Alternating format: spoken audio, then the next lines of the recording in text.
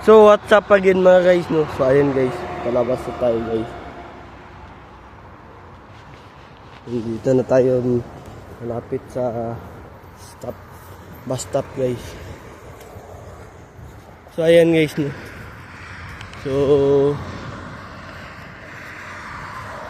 So pang 309 na ito na vlog. So sana wala ngayon si Ma'am Jonah at ng Tina. Kasi sila pinabilis nila yung trabaho ko. Binibilisan ko naman, di ba guys? Ayun guys, no? Malapit na tayo magpalahan. Ayun guys.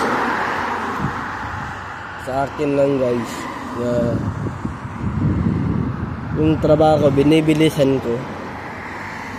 Maaga kasi ako pinag-break nila eh. Kaya yung lakas ko ay konti na lang pagdating ng hapon, alas 3 kasi siyempre maaga kang pinag-break, diba? Mas mabuti pa nga yung Indian, mabait. Kasi yung mga Indian masisipag sila. Yung mga Pinoy naninira ng tao, ng kapwa nila. Hindi nila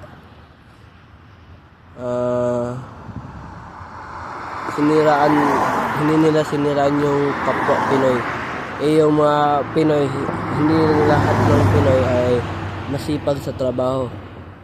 Hindi rin lahat ng Indian ay tamad, di ba? Hindi naman tamad yung mga Indian eh. May iba lang na tamad. Pero hindi naman lahat nila tamad sila. Di ba? Kasi yung mga Pinoy kasi, yung mga kapwa ko, sisisihin nila yung mga Indian. Hindi nila sinisisi yung mga kapwa rin nila Pinoy. Gusto nila yung Pinoy palagi yung tama. Di ba? So ayan guys, mga na yung panahon. Tapos sa akin mainit. So 32 degree yun. Ito guys, yun ko lang. So ayan guys, 24 tayo sakay sa bus. So ayan guys, no. Ganito na lang guys. So may auto pa guys. Nagdala ka ng Vivo para sa timer, diba? Para alam nyo na guys, para yung oras ko ay madali, diba?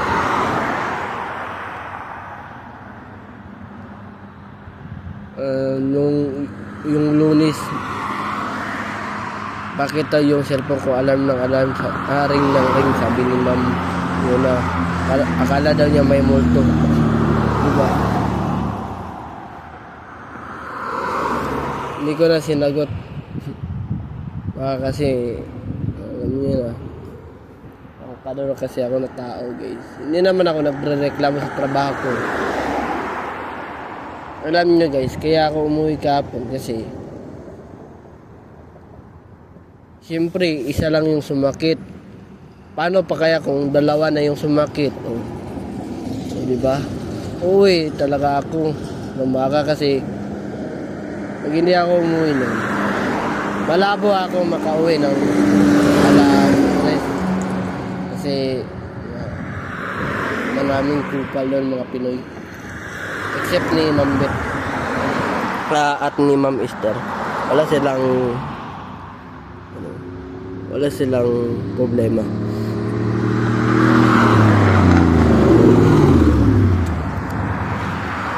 Minsan nga nagre-reklamo si Ma'am Tina sa binigay na schedule ni Ma'am Betty. Dapat daw maraming tao, di ba? Naging manager pa sila kung ganyan sila, basta, di ba guys? So dapat hindi sila magreklamo kasi si Ma'am Bet head manager, nasa taas siya, sila manager lang, diba? So next month pa ito guys, no? So bukas tournament last Last round na guys, bukas round 9. So hindi na tayo makapunta sa Pilipinas guys kasi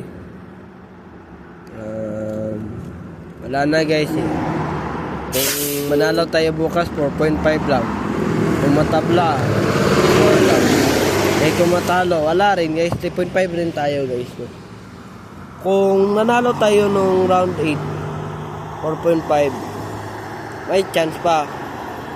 Hindi naman natin alam na mananalo tayo sa last round kasi yung kalaban ko ay nasa high level, high ranking guys kumbaga. So ayan na muna ngayon guys, mamaya ulit sa bus.